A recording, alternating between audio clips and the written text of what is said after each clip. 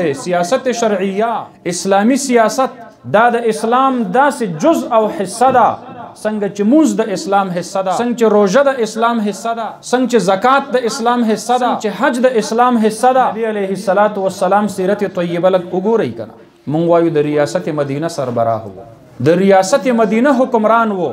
نو نبی علیه الصلاۃ والسلام سیاسی ژوند لږ مونږ او تاسو سټډي کو به حیثیت د حاکم، به حیثیت د قاضي، به حیثیت د یو چیف ایڈمنسټریټر، به حیثیت د یو چیف جسټس، به حیثیت د یو چیف اف آرمی سټاف، به حیثیت د یو فارن منسٹر، به حیثیت د یو انټیریر منسٹر، به حیثیت د یو بهترین منتظم او عادل حکمران. نبی علیه الصلاۃ والسلام خپل امت ته کومې طریقې پریښې دي باندې د ټولو نه زیات عالمان پوهیږي. ځکه چې د نبی علیه السلام ژوند په قرآن او په سنت کې دی، او په قرآن او سنت باندې په امت کې زیات پوهیدونکي څوک دي؟ عالمان دي. مونږ او تاسو د ژوند په نورو شعبو کې د علماو نه رهنمایي اخلو.